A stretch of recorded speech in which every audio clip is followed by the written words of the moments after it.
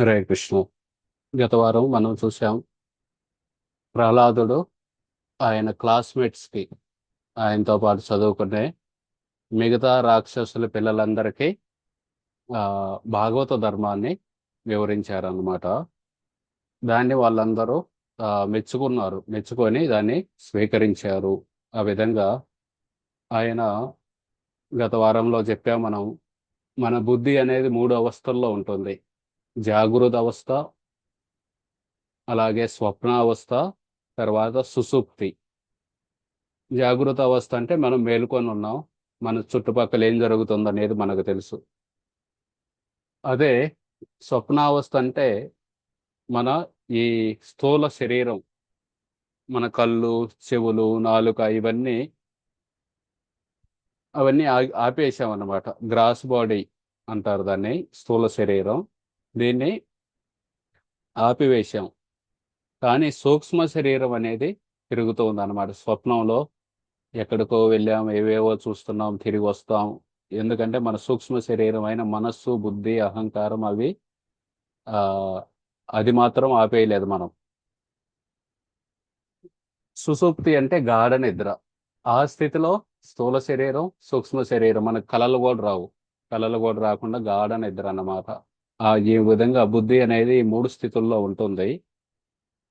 ఆ టి- ఈ మూడు స్థితుల నుండి దాటి మనం తురియ అనే స్థితికి వెళ్ళాలన్నమాట. అప్పుడు ముక్తి వస్తుంది. ముక్తి అంటే మన ముక్తిర్హిత్వ అన్యతా రూపం స్వరూపేణ వ్యవస్థిత. మనకి ప్రతి ఒక్కరికి ఒక స్వరూపం ఉంది. ఆ స్వరూపం అంటే ఏంటంటే మన నిజమైన స్థితి. జీవేర స్వరూపేర్ కృష్ణేర నిత్యదాస్. ఒక జీవుడి యొక్క స్వరూపం ఏంటంటే కృష్ణుడికి సదా దాసుడు. ఇది శాస్త్రం చెబుతుంది అన్నమాట. కానీ ఆ భగవంతుణ్ణి వదిలేసి మనం, ఆయన సేవను వదిలేసి వేరే రకరకాల ఉపాధులు తీసుకున్నాం అన్నమాట. నేను ఒక గృహిణిని, లేకపోతే నేను ఒక బ్రహ్మచారిని, లేకపోతే నేను ఒక రైతుని, నేను ఒక ఉపాధ్యాయుడిని, ఇలా నేను ఒక తల్లిని, ఇలా రకరకాల ఉపాధులు తీసుకున్నాం. కానీ ఇవి కాదన్నమాట మన స్వరూపం. మన స్వరూపం కృష్ణుడికి నిత్యదాస్, కృష్ణుడికి నిత్యమైన సేవకులం అన్నమాట. ఆ స్థితికి తిరిగి చేరడాన్నే ముక్తి అంటారు. మిగతా ఉపాధులన్నిటినీ వదిలేసి ఏ ఏ ఉపాధులను అయితే మనం ఈ లోకంలో తీసుకున్నామో, నేను ఒక మంచి కోడల్ని, లేకపోతే మంచి భార్యని, లేకపోతే మంచి తల్లిని, ఇవన్నీ ఉపాధులు మనం మన నెత్తిన వేసుకున్నాం అన్నమాట ఇవన్నీ. అలాగని వీటిని వదిలేయమని ఎవరు చెప్పట్లేదు, శాస్త్రం చెప్పట్లేదు. శాస్త్రం చెబుతుంది ఆ పనుల్ని మయీ సర్వాణి కర్మాని సన్యస్, వాటిని నాకు సమర్పించు. ఆ పనులను చేస్తూనే మనం మన ఒరిజినల్ స్వరూపం కృష్ణుడికి నిత్య సేవకుడుగా మారితే అదే ముక్తి అన్నమాట. అది మనం జీవించి కూడా ఆ ముక్తి స్థితికి చేరొచ్చు. దాన్ని వాళ్ళని జీవన్ముక్తులు అంటారు. సో ఆ ముక్తి స్థితికి చేరడానికి ఏ పద్ధతి అయితే, ఏ సాధనం అయితే ఉపయోగపడుతుందో దాన్ని యోగం అంటారు. యోగం అంటే భగవంతుడితో మనల్ని అనుసంధానించేది. అటువంటి యోగం ఎన్నో రకాలు ఉన్నాయి అన్నమాట. కర్మయోగం, జ్ఞాన యోగం, అష్టాంగ యోగం, ఇట్లా. కానీ వాటన్నిటిలో కూడా శ్రీకృష్ణ భగవానుడు చెబుతున్నారు, యోగినామపి సర్వేషాం మద్గతేనంతరాత్మ ఆత్మన శ్రద్ధావాన్ భజతే యోమాం సమే యుక్తతమో మతః. వీళ్ళందరిలో కూడా ఎవరైతే భక్తి చేస్తున్నారో, భక్తి యోగి నిజం అందరికంటే శ్రేష్టమైన యోగి. భక్తి యోగి అంటే మనం అందరం చేయిస్తూ ప్రయత్నిస్తున్నాం భక్తి యోగి అవ్వటానికి. రోజు జపం చేస్తూ, భగవంతుడికి నైవేద్యం పెడుతూ, భగవంతుడికి ఆరతి ఇస్తూ, ఇదన్నమాట భక్తి యోగం అంటే. శ్రవణం, కీర్తనం, స్మరణం, అర్చనం, వందనం, దాస్యం, సాఖ్యం, పాదసేవనం, ఆత్మ నివేదనం, ఇవి.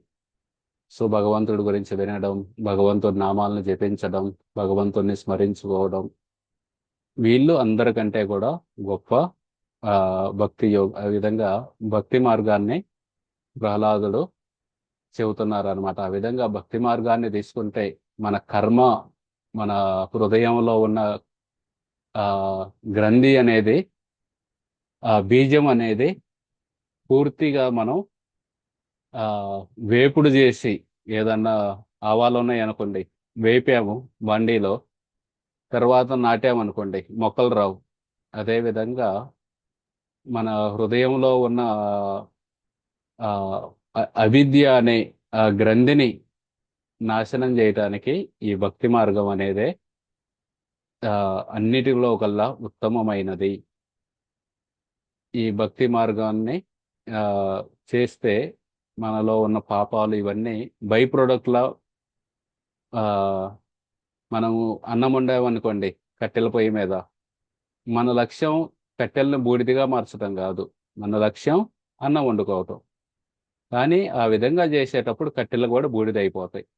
అదేవిధంగా మన లక్ష్యం కూడా భగవంతుడి మీద ప్రేమ పెంపొందించుకోవడం. ఆ విధంగా ప్రేమ పెంపొందించుకునే మార్గంలో భగవంతుడి మీద ప్రేమ పెంచుకోవడానికి మనం ఈ జపం చేస్తున్నాం, ఈ యాత్రలకు వెళ్తున్నాం, ఏకాదశి వ్రతం చేస్తున్నాం, రేపు నరసింహ చతుర్దశి, ఆయన గురించి ఉపవాసం ఉంటాం. ఇవన్నీ ఎందుకు? ఆయన మీద ప్రేమ పెంచుకోవడానికి. కానీ దానితో పాటు మనలో ఉన్న పాపాలన్నీ కూడా బూడిదైపోతాయి అన్నమాట. గతంలో తెలిసి తెలియక చేసిన పాపాలన్నీ కూడా బూడిదైపోతాయి. ఎలాగైతే అన్నం వండేటప్పుడు కట్టెలు కూడా బూడిదైపోతాయి. ఆ విధంగా ఈ విధంగా ప్రహ్లాదుడు ఈ భక్తి మార్గాన్ని స్వీకరించండి. ఈ భక్తి మార్గం అనేది ముందు గురువుని స్వీకరించి ఆ గురువుకు సేవ చేసి ఆ విధంగా ముందుకు వెళ్ళాలి అని ఇవన్నీ చెప్పారనమాట. ప్రహ్లాదుడు చెప్పగానే ఆ రాక్షసుల కుమారులందరూ, చాలా బాగా చెప్పాడు ఈ ప్రహ్లాదుడు, మా గురువులు ఏవైతే చెబుతున్నారో అవి మాకొద్దు, మాకు ప్రహ్లాదుడు చెప్పిందే కావాలని చెప్పి వాళ్ళందరూ వాటినే పాటిస్తున్నారన్నమాట. అది ఆ విధంగా ఒక శుద్ధ భక్తుడు గనక ప్రవచనం చెబితే ఆ దానికి ప్రభావం ఉంటుంది. ఊరికే బోధనమాట అది. అది వేరే వాళ్ళలో మార్పును తెస్తుంది. ఎలాగైతే శ్రీల ప్రభుపాదులు వారు అమెరికా వెళ్ళి అక్కడ రాముడు అంటే, మనందరికీ రాముడు అంటే తెలుసు, కృష్ణుడు అంటే తెలుసు, మన ఊర్లో రామాలయం ఉంది, చెన్నకేశవ స్వామి ఉన్నారు, ఇలా మనకంతా తెలుసు. కానీ అమెరికాలో వాళ్ళకి రాముడు అంటే తెలియదు, కృష్ణుడు అంటే తెలియదు. వాళ్ళంతా టెక్నాలజీ, సైన్స్ ఇవన్నీ పట్టుకొని ఉంటే, అటువంటి వాళ్ళకెళ్ళి ప్రభుపాదుల వారు ఈ శుద్ధ భక్తి గురించి చెబితే వాళ్ళు వెంటనే ఆ సైన్స్, టెక్నాలజీ మొత్తాన్ని వదిలేసి ప్రభుపాదులు వారు ఏది చెప్పారో దాన్ని స్వీకరించారన్నమాట. అది ఆ విధంగా ఒక శుద్ధ భక్తుడి యొక్క ప్రభావం ఉంటుందన్నమాట.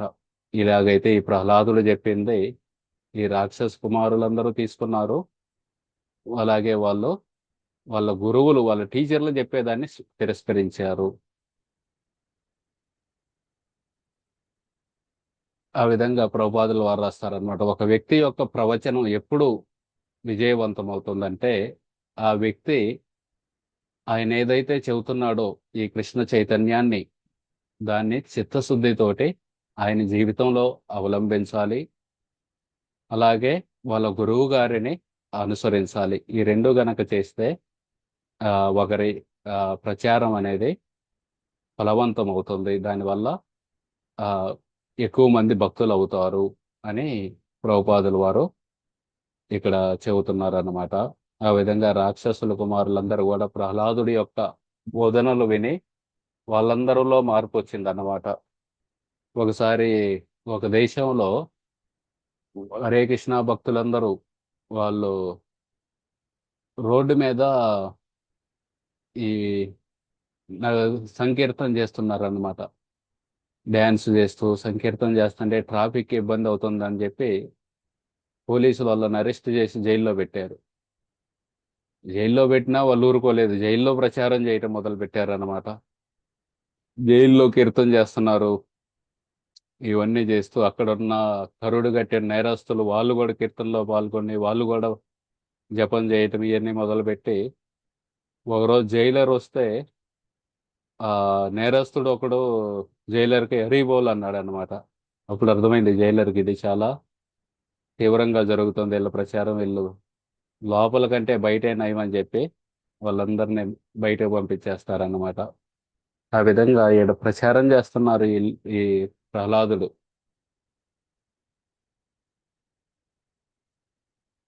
ప్రచారం చేయగానే ఆ, వాళ్ళందరూ వైష్ణవులుగా మారారన్నమాట. వాళ్ళందరికీ వాళ్ళ గురువులు చెప్పే రాజకీయాలు, అలాగే డిప్లొమసీ, దౌత్యం, ఇవన్నీ వాళ్ళకి ఆసక్తి లేదనమాట. మనం ప్రహ్లాదుడు చెప్పే ఈ శ్రవణం కీర్తనం ఇవే చేద్దామని వాళ్ళందరినీ నిశ్చయించుకున్నారు. ఇంకా ఆ విధంగా ఆ గురువుల పరిస్థితిని అంతా చూసి భయపడ్డారనమాట.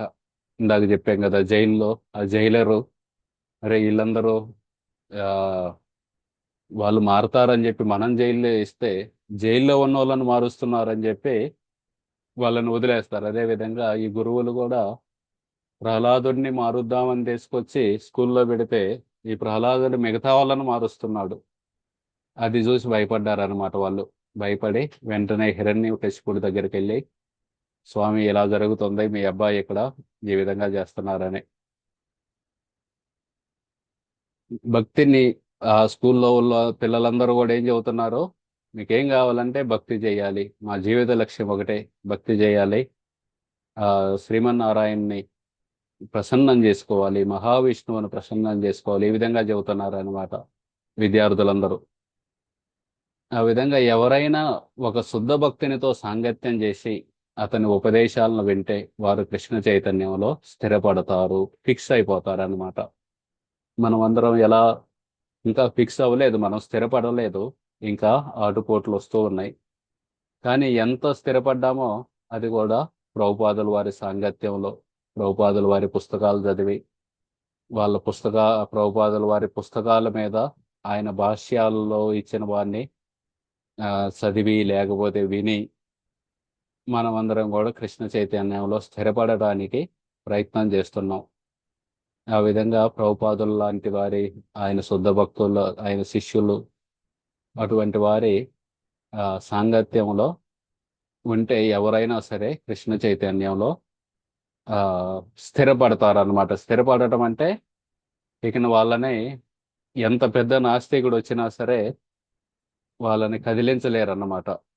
ఆ వాళ్ళని మా వాళ్ళ లక్ష్యం ఒకటే, వెళ్ళిపోవటం ముందుకి. ఆ విధంగా తయారవుతారు. వారు భౌతిక చైతన్యం వలన చలించరు.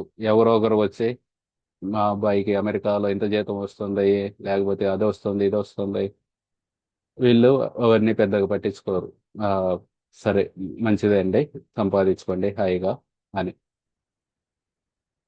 హిరణ్యకశిపునికి కోపం వచ్చి ప్రహ్లాదుడిని చంపాలని నిర్ణయించుకున్నాడు అనమాట. ఎప్పుడైతే ఈ టీచర్లు వచ్చి చెప్పారో, ఈ ప్రహ్లాదుడు ఆ తాజెడ్డ కోతి వనమల్లా చెరిందని చెబుతారు కదా, లేకపోతే కూసే గాడిద వచ్చి మేసే గాడిదని చెడగొట్టిందని, ఆ విధంగా ఈ ప్రహ్లాదుడు మిగతా వాళ్ళందరినీ చెడగొడుతున్నాడండి, అందరినీ భక్తులుగా మారుస్తున్నాడు.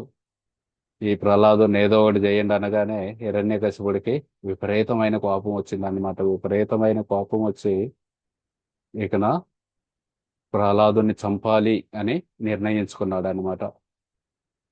ఎలాగైతే ఒక పాము పడుకొని ఉందనుకోండి, తాసుపాము, మనం చూడకుండా దాని తోక దొక్కగానే ఒక్కసారిగా లేచి బుసగొట్టింది. ఆ విధంగా హిరణ్యకశిపుడు బుసగొట్టడం ప్రారంభించాడు అనమాట. బాగా కోపం మీద ఉన్న పాము ఎలా బుసగొట్టిందో ఆ విధంగా బుసగొడుతున్నాడు అనమాట. నువ్వు చెడింది గాక స్కూల్ అందరినీ చెడగొడతావా, ఎంత ధైర్యం నీకు అని. కానీ ప్రహ్లాదుని మాత్రం శాంతంగా, సౌమ్యంగా, ఇంద్రియాలన్నిటిని నిగ్రహించుకొని వాళ్ళ నాన్న ముందు చేతులు రెండు కట్టుకొని దండం పెడుతూ ప్రశాంతంగా నుంచొని ఉన్నాడు అన్నమాట. అప్పుడు హిరణ్యకశిపుడు గద్దించాడు. ఆ ఎవరైనా తమ కంటే ఉన్నత స్థానంలో ఉన్న వారి పట్ల అవిధేయతతో ప్రవర్తిస్తే వారి ఆయుర్దాయం క్షీణిస్తుంది. వారు ఆశీర్వాదాలను, అలాగే తాము చేసిన పుణ్యకార్యాల ఫలితాలను కూడా కోల్పోతారన్నమాట. మామూలుగా ఎవరైనా పెద్దోళ్ళతోటి కనుక ఎదురు తిరిగి మాట్లాడామనుకోండి, శాస్త్రం చెబుతుంది, పెద్దోళ్ళంటే వయసులో పెద్దోళ్ళు అయి ఉండొచ్చు, మనకంటే జ్ఞానంలో పెద్దోళ్ళు అయి ఉండొచ్చు, భక్తి మార్గంలోకి మనకంటే ముందు వచ్చిన వాళ్ళు అయి ఉండొచ్చు, నేను వయసులో పెద్ద అయి ఉండొచ్చు. కానీ ఇంకొక అతను నాకంటే ముందే వచ్చి భక్తి మార్గంలో దీక్ష తీసుకున్నాడు, నేను వాళ్ళని పెద్దోళ్ళుగా స్వీకరించాలి. ఆ విధంగా అటువంటి పెద్దోళ్ళతోటి కనుక ఎదురు తిరిగి మాట్లాడామనుకోండి, అప్పుడు మన ఆయుర్దాయం క్షీణిస్తుంది. మనం ఎన్ని సంవత్సరాలు బతకాలంటే అంతకంటే తక్కువ బతుకుతాం. మనం ఆశీర్వాదాలని కోల్పోతాం. అలాగే మనం చేసిన పుణ్యకర్మలోకి ఫలితంగా కూడా కోల్పోతాం అన్నమాట. కాబట్టి చాలా జాగ్రత్తగా ఉండాలి. ఆ, హిరణ్యకశిపుడు కూడా స్వర్గలోకం వరకు ఉన్న సమస్త లోకాలను తన వశం చేసుకున్నాడు. అయితే ఒక వైష్ణవుని పట్ల దురుసుగా ప్రవర్తించడం వల్ల అతను తపస్సు ఫలితాలను కోల్పోయాడు. హిరణ్యకశిపుడికి ప్రహ్లాదుడు వయసులో చిన్నోడు అయి ఉండొచ్చు, కానీ భక్తిలో పెద్దవాడు. అటువంటి వైష్ణవుడు అన్నమాట. వైష్ణవుడికి అపరాధం చేశాడు హిరణ్యకశిపుడు. ఆ అపరాధం చేయటం వల్ల 100 సంవత్సరాలు తపస్సు చేసి మందరాచలంలో కాళ్ళు పైకి లేచి ఆ, ఒల్లి బొటనేలు మీద నుంచొని 2 చేతులు పైకెత్తి తపస్సు చేశాడు కదా, ఆ ఫలితం అంతా నశించిపోయింది ఎప్పుడైతే ప్రహ్లాదుడి పట్ల దురుసుగా ప్రవర్తించాడు. వెంటనే ప్రహ్లాదుడిని తిట్టడం మొదలు పెట్టాడు అనమాట. ఓ అహంకారి, నువ్వు అహంకారివి, బుద్ధిహీనుడివి, మన కుటుంబాన్ని భంగపరిచావు, నీచుడా, నిన్ను పాలించే నా అధికారాన్ని నువ్వు ఉల్లంఘించావు. నేను రాజుని, నా అధికారాన్ని ఎలా ఉల్లంఘిస్తావు? ఈ రోజు నేను నిన్ను యమరాజు యొక్క లోకానికి పంపుతాను అని హిరణ్యకశిపుడు ప్రహ్లాదుని తిట్టాడనమాట. కాకపోతే మన ఆచార్యులకి నచ్చలేదన్నమాట. మన ఆచార్యులు ప్రహ్లాదుడు ఎంత గొప్ప భక్తుడు, మహాజనుడు, భక్త శిరోమణి, అటువంటి ప్రహ్లాదుణ్ణి అహంకారి, బుద్ధిహీనుడు, కుటుంబాన్ని భంగపరిచేవాడు, నీచుడు, ఇవన్నీ మాటలు వినలేకపోయారన్నమాట ఆచార్యులు. వాళ్ళు సంస్కృతంలో వేరువేరు అర్థాలు వస్తాయి ప్రతి పదం.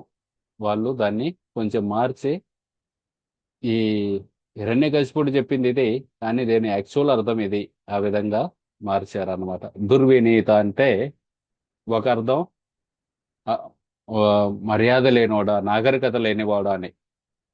కానీ ఇంకొక అర్థం ఏంటంటే అంటే దుఃఖాలయం, వి అంటే విశేష, నీత అంటే తీసుకువచ్చాడు.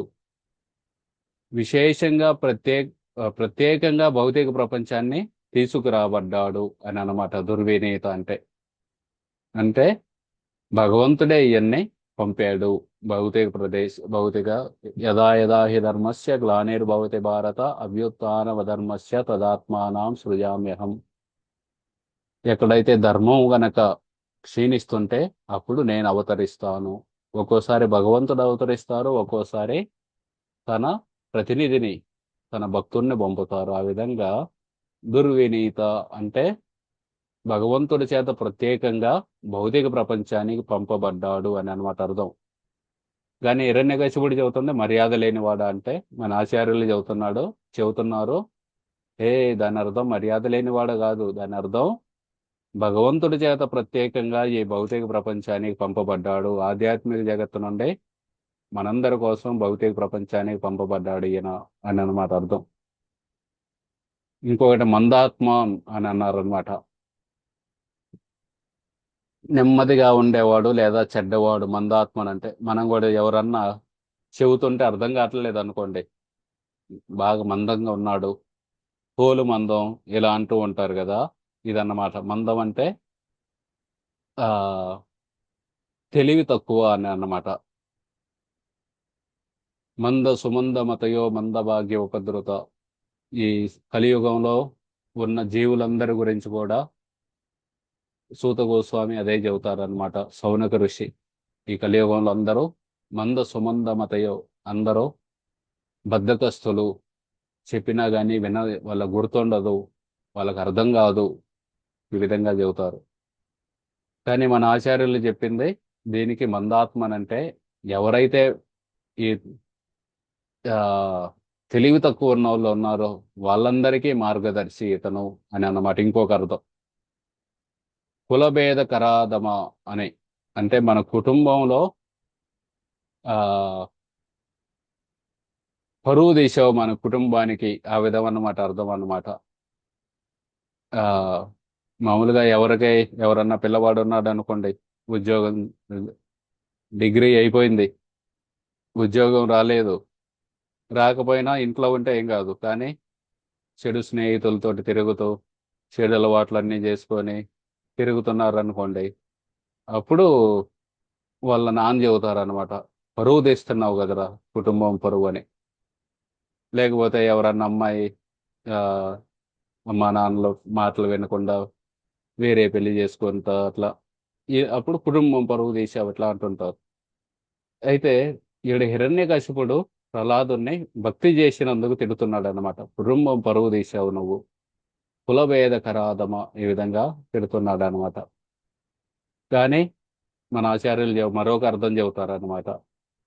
గొప్ప గొప్ప పరువు గల ఎన్నో కుటుంబాలు ఉన్నాయి, ప్రహ్లాదుడి ముందు అవన్నీ కూడా ఆ వన్నె తగ్గిపోయింది, ఆ వంశాలన్నిటికీ ఈ విధం అన్నమాట, అల్పంగా కనిపించేలా చేశాడు అని ఇంకొక అర్థం సంస్కృతంలో. ఈ విధంగా ఆ ఎందుకంటే గొప్ప గొప్ప కుటుంబాలు ఉన్నాయి, వాళ్ళందరూ వాళ్ళ కుటుంబం గురించి ఆలోచించుకుంటారు. కానీ ప్రహ్లాదుడికి అలా కాదనమాట. ఈ ఈ జీవుడు మరొక జీవుడికి ఎటువంటి భేదాన్ని చూపలేదు, మా కుటుంబ సభ్యులైనా ఒకటే, వేరే వాళ్ళైనా ఒకటే. ఆ విధంగా ప్రహ్లాదుడు గొప్పవాడు అనమాట. ఎన్నో గొప్ప గొప్ప రాజవంశాలు ఉన్నాయి కదా, వాళ్ళందరూ కూడా ప్రహ్లాదుడి ముందు చిన్నబోయారు. స్తబ్దం.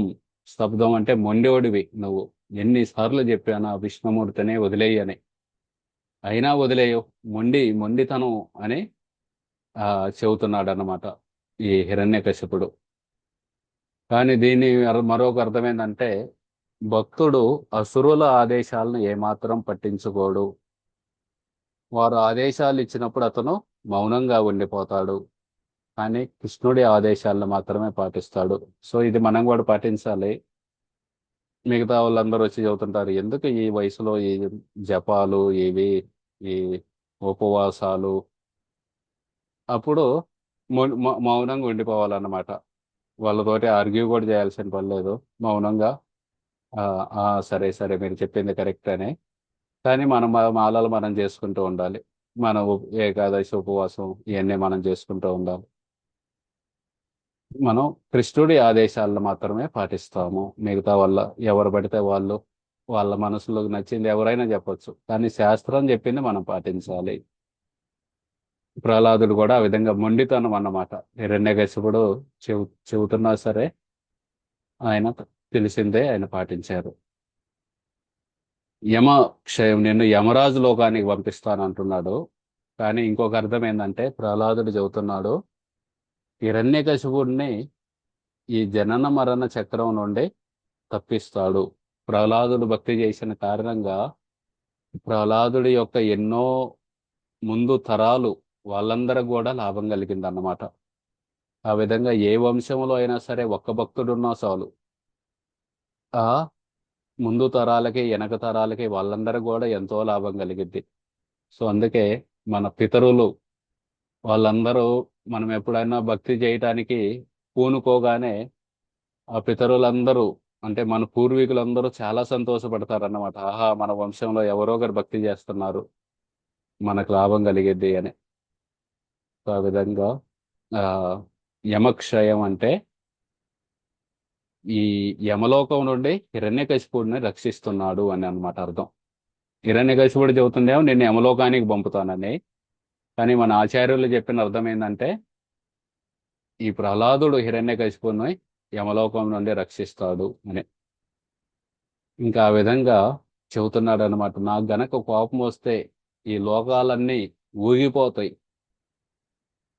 ఎవరి శక్తితో నీవు నిర్భయంగా ఉండి నిన్ను పరిపాలించే రాజునైన నన్ను, నా అధికారాన్ని అతిక్రమిస్తున్నావు, నేను ఏది చెబితే అది చేయాలి నువ్వు.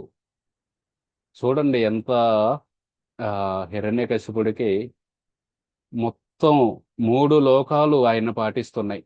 ఆయన ఏది చెబితే అది, భూదేవి, సముద్రుడు, అందరు దేవతలు అందరూ ఆయన కాళ్ళ దగ్గర ఉన్నారు. మొత్తాన్ని నియంత్రిస్తున్నాడు. కానీ ఒక చిన్న పిల్లాడు, అది కూడా సొంత కొడుకు, 5 ఏళ్ల కొడుకు, పాటించకపోతే తట్టుకోలేకపోతున్నాడు అనమాట. ఆ, అదేనమాట. మనం వేరే వాళ్ళని నియంత్రించాలనుకుంటే అది ఎప్పటికీ కుదరదన్నమాట. ఎప్పుడు వేరే వాళ్ళని నియంత్రించాలని కోరుకోకూడదు. వాళ్ళకి సేవ చేయాలని కోరుకోవాలి. అంతేగాని వాళ్ళని జాగ్రత్తగా చూసుకోవాలని కోరుకోవాలి. అంతేగాని నేను వాళ్ళని వీళ్ళని కంట్రోల్ చేస్తానని కూర్చుంటే అది మనకు అశాంతినే మిగిలిస్తుంది. ఎవరిని ఎవరు కంట్రోల్ చేయలేరు. వాళ్ళకి సేవ చేయటం నేర్చుకోవాలి. వాళ్ళకి ఆ ప్రేమను ఇవ్వడం నేర్చుకోవాలి.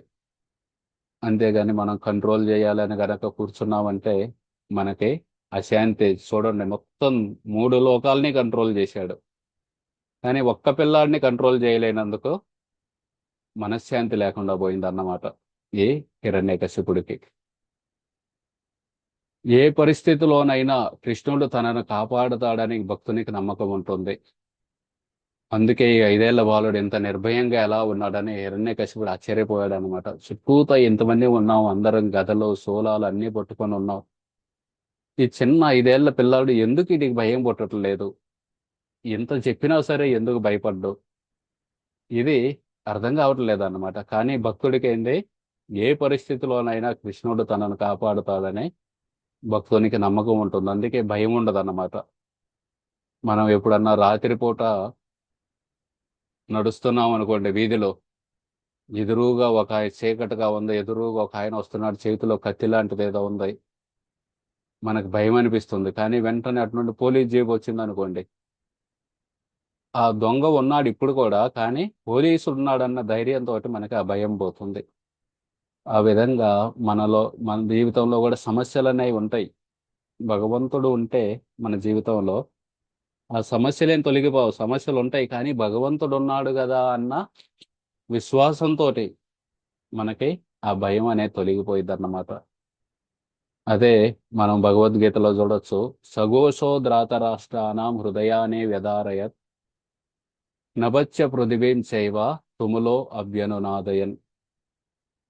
ఎప్పుడైతే కృష్ణుడు పాంచజన్యాన్ని, అర్జునుడు దేవదత్తాన్ని, భీముడు పౌండ్రాన్ని, యుధిష్ఠిరుడు అనంత విజయాన్ని, నకులుడు సుఘోషు, సహదేవుడు మణిపుష్పకాన్ని, విరాటుడు, ద్రుపదుడు, అభిమన్యుడు, ద్రౌపది యొక్క కుమారులు, వీళ్ళందరూ శంఖాలు ఊతగానే సఘోషు, ఆ ఘోష, ఆ శబ్దం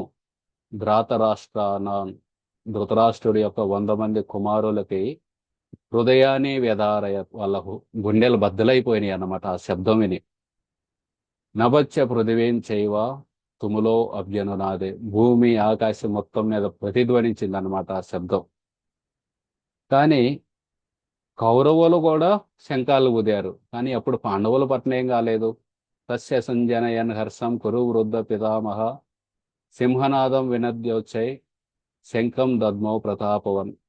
చిన్నపిల్లలకి శ్లోకాలు నేర్పుతున్నాను అనమాట ఈ మధ్య నేను. ఆ అందులో నేర్చుకున్నాను ఈ శ్లోకాలన్నీ. ఆ దుర్యోధనుడికి భయంగా ఉంది. ఆ ఆ భయంతో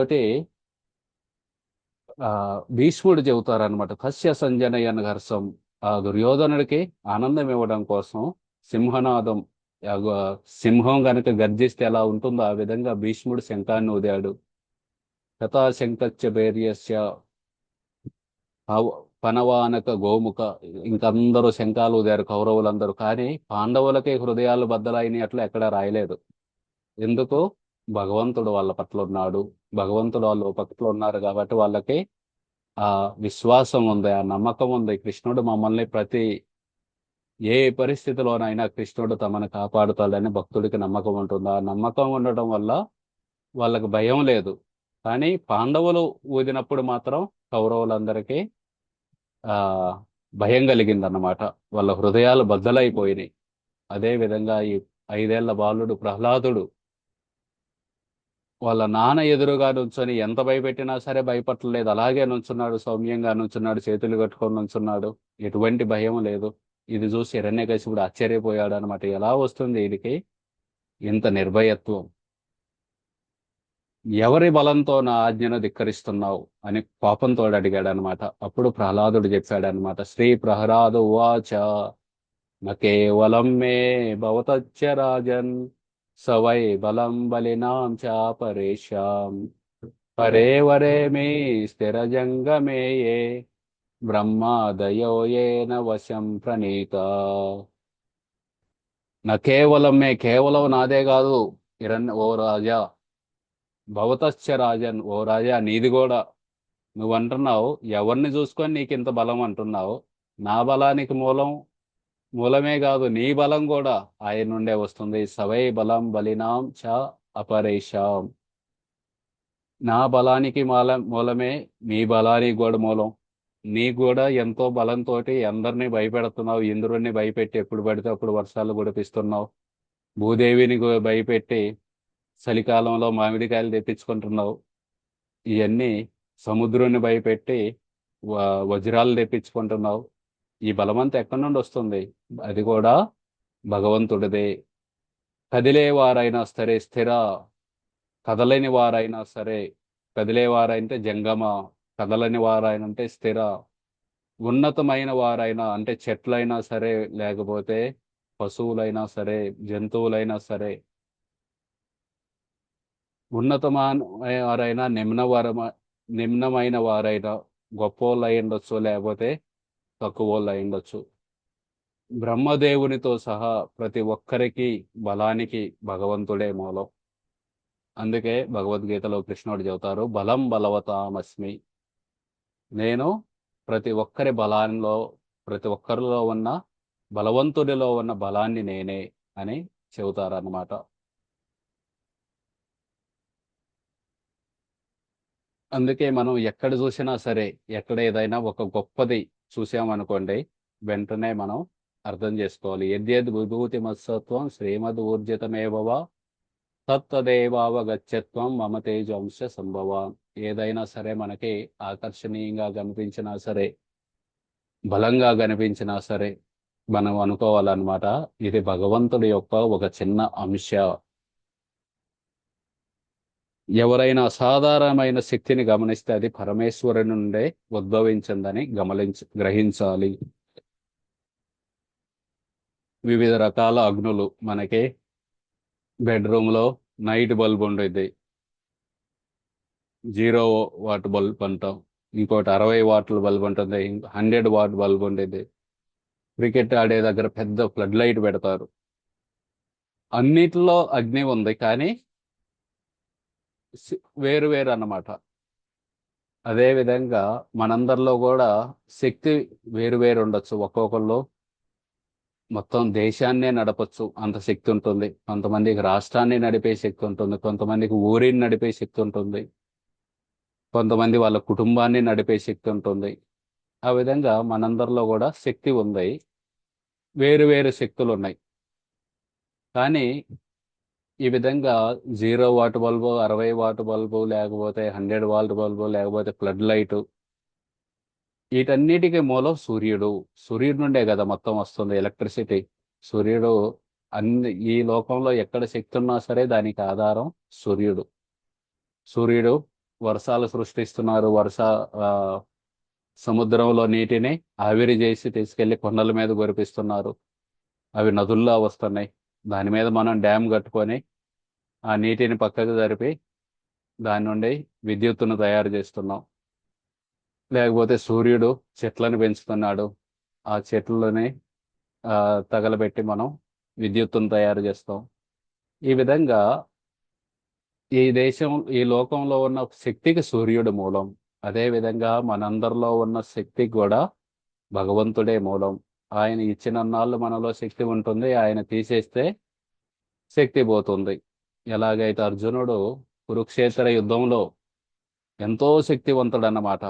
రకరకాల ఆగ్నేయ వస్త్రం అంటాడు, ఒక అస్త్రాన్ని వేసి విరాట్ రాజు యొక్క ఆవులన్నిటినీ కౌరవులందరూ తీసుకెళ్తున్న సమయంలో ఒక అస్త్రాన్ని వేసి వాళ్ళందరూ మూర్చిపోయే విధంగా చేసి ఆ ఉత్తర కుమారుడిని పంపుతాడనమాట. అందరూ తలపాగాలు తీసుకొని రా, మీ చెల్లెలకి ఇద్దరుకోనని చెప్పి.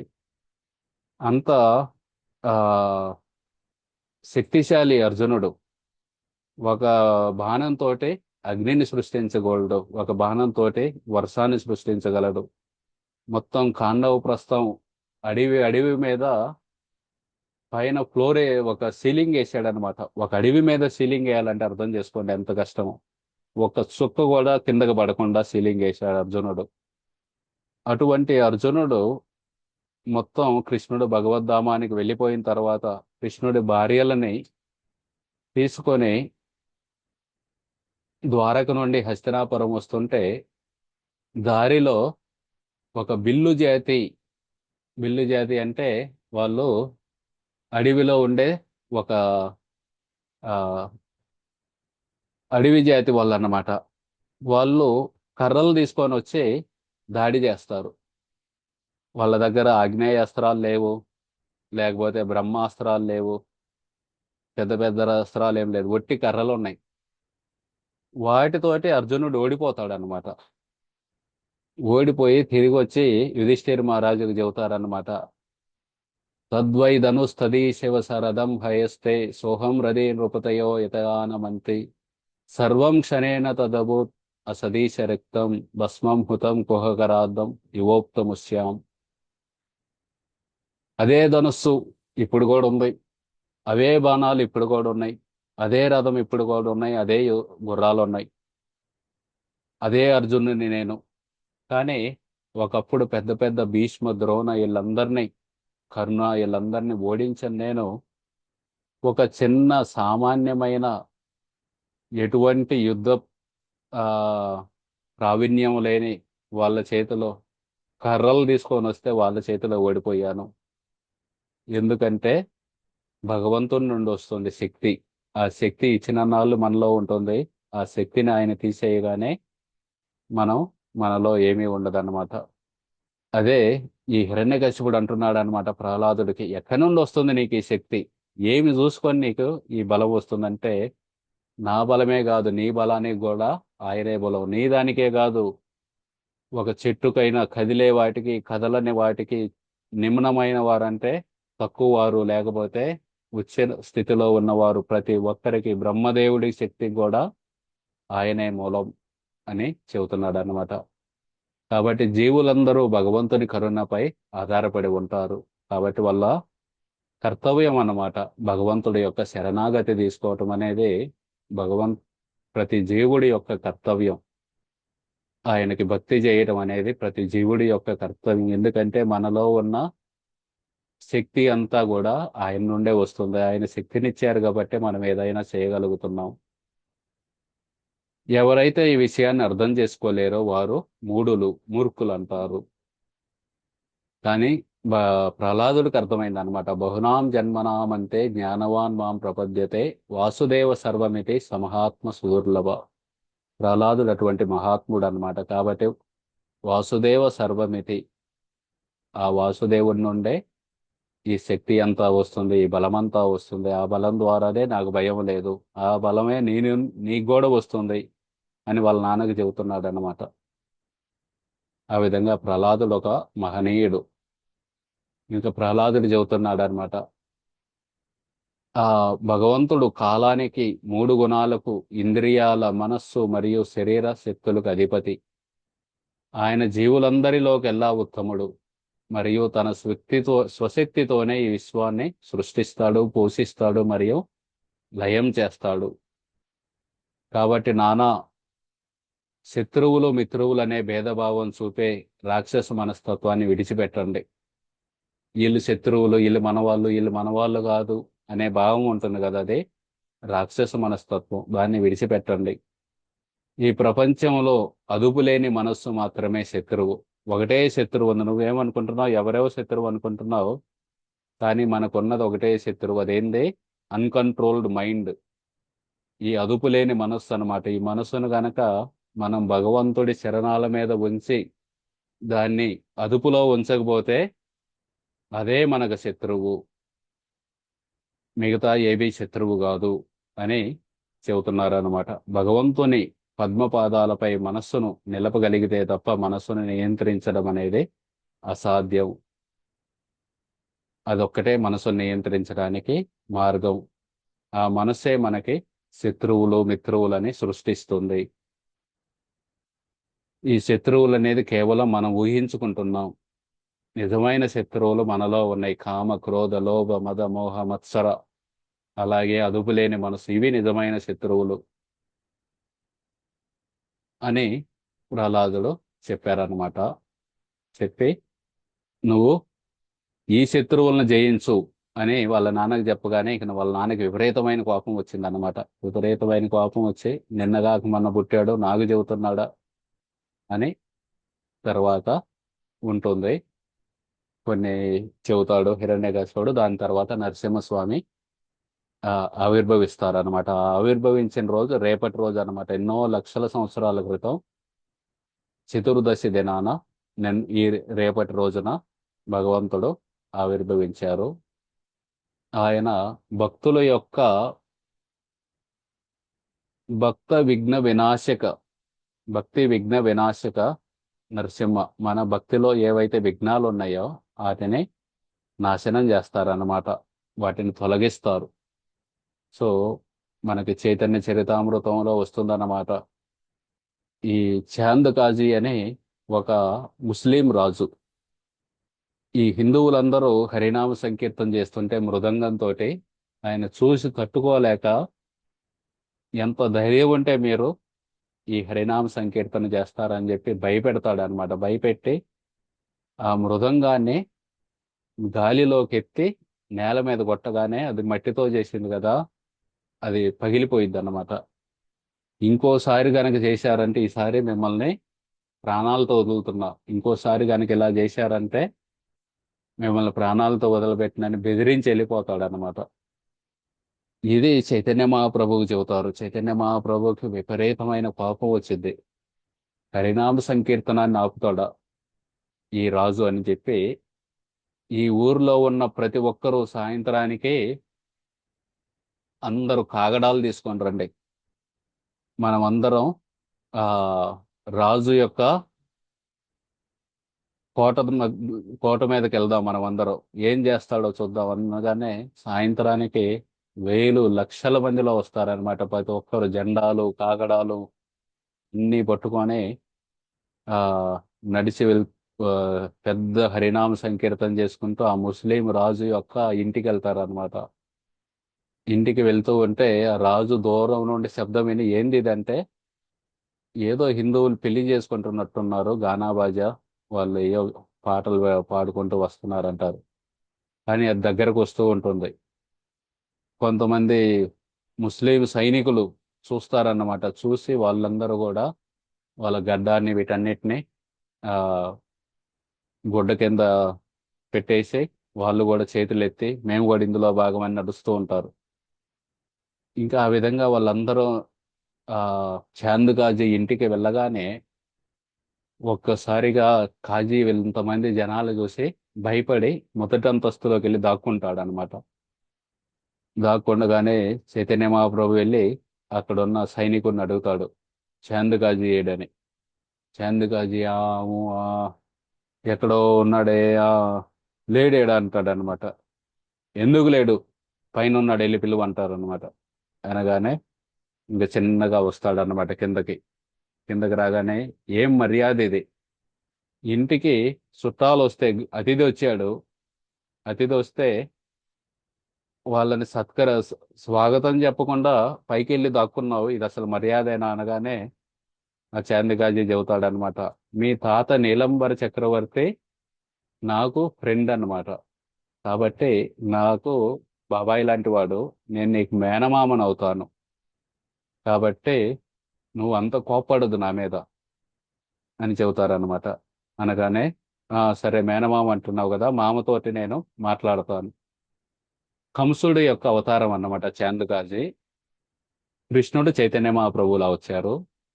ఇక వెంటనే సరే మాట్లాడుకుందాంరా అని కూర్చోబెట్టి, మృదంగాన్ని పగలగొట్టావంట, మరి ఈ మధ్య ఏంది ఆ ఈ రోజు కూడా కీర్తన ఇదంతా చేస్తున్నాం, ఆపడానికి రాలేదు అంటారనమాట. అనగానే చాందుగాజీ కొంచెం నసుగుతాడనమాట. కొంచెం పైకి వెళ్ళి పక్కకి వెళ్ళి మాట్లాడుకుందాం అంటారు. చైతన్య మహాప్రభు చెబుతారు, వీళ్ళందరూ నా అంతరంగికులే, ఏమి ఇబ్బంది లేదు, ఇక్కడే మాట్లాడుకుందాం, ఇప్పుడే చెప్పు, ఎందుకు ఈ రోజు కీర్తన చేస్తున్నావు, నువ్వు ఆపటానికి రాలేదు, పైకి వెళ్ళి ఎందుకు దాక్కున్నావు అనగానే, ఆ చాందకాజీ, నేను ఏ రోజైతే మృదంగాన్ని పగలగొట్టానో ఆ రోజు పడుకొని ఉన్నాను అనమాట. పడుకొని ఉంటే నా పడక గదిలోకి ఒక సింహం వచ్చింది. కింద మనిషిలా ఉంది, పైన సింహం. ఒక్కసారిగా నువ్వు గురక పెడుతున్నావా, గర్జించడం ఏందో చూపిస్తానని చెప్పి నా గుండెల మీదకు దూకాడు ఆయన. గుండెల మీదకు దూకి, చాలా బలమైన శరీరం, చాలా బరువు ఉన్నాడు ఆయన. నా గుండెల మీదకు దూకి నా మీద కూర్చొని పళ్ళు, ఆ సింహం యొక్క పళ్ళు చూసి నా పళ్ళు వణికిపోయినాయి. ఇంకా ఆయన, ఆ నా కీర్తన యొక్క మృదంగాన్ని పగలగొడతావా, ఎంత ధైర్యం ఉంటే, ఇంకోసారి కనుక ఈ కీర్తన ఆపడానికి ప్రయత్నం చేశావంటే ఈసారి నిన్ను ప్రాణాలతో వదిలిపెట్టనని చెప్పి నన్ను బెదిరించి వెళ్ళిపోయాడంటారనమాట. చైతన్య మహాప్రభు, అవునా, నిజమా? ఆ నరసింహస్వామిని చూసావా నువ్వు? సగం మనిషి, సగం ఆ నువ్వు చెప్పేది ఎలా నమ్మాలి అనగానే ఆయన చెబుతాడనమాట. చూడు అని చెప్పి ఆయన పైన ఉన్న శాలువా తీసేస్తాడనమాట. శాలువా తీసేయగానే గుండె మీద పుండ్లు ఉంటాయి అన్నమాట, పుండ్లు పడి ఉంటాయి. ఆ నరసింహస్వామి 10 గోళ్ళతోటి గుచ్చుంచుతాడనమాట ఆయన ఛాతి మీద. ఛాతి మీద గుచ్చి, ఇంకొకసారి చేసావంటే ఈసారి ప్రాణాలతో వదిలిపెడుతున్నా, ఒట్టి గుచ్చి వదిలేస్తున్నాను, ఇంకోసారి చేసావంటే మాత్రం నిన్ను బతకనివ్వను అని చెప్పి వెళ్ళిపోయారు. చూడు ఈ గుర్తులు అని చెబుతారనమాట. అప్పుడు వాళ్ళందరూ, అక్కడ ఉన్న వాళ్ళందరూ ఆశ్చర్యపోతారనమాట. జై నరసింహస్వామి అని చెప్పి, నరసింహస్వామి ఆ మన కీర్తనను కాపాడారు అని చెప్పి, తర్వాత చాందుకాజీ చైతన్య మహాప్రభు తోటి వెళ్ళబోతారనమాట. నేను కూడా మీతో వస్తానంటే చైతన్య మహాప్రభు ఆపుతారు. లేదు లేదు, నువ్వు నీ రాజ్యపాలన చెయ్యి, అంతరంగంగా నా భక్తి చేసుకో అని చెప్పి వెళ్తారు. మాయాపూర్ వెళ్తే యాత్రకి, అక్కడ చాందుకాజీ సమాధి ఉందన్నమాట ఇప్పుడు కూడా. ఒక వేప చెట్టు, ఇంకొక చెట్టు వేరేదేదో ఉంది. ఆ రెండు పెనవేసుకొని ఉంటాయి. వేప చెట్టు చైతన్య మహాప్రభు, ఎందుకంటే ఆయన వేప చెట్టు కింద పుట్టారు కదా. ఆ రెండో చెట్టు ఆ చాందుకాజీ అన్నమాట. వాళ్ళిద్దరూ ఆలింగనం చేసుకున్న దానికి గుర్తు అన్నమాట. ఆ విధంగా చాందుకాజీ సమాధిలో ఇప్పుడు కూడా చూడొచ్చు మనం.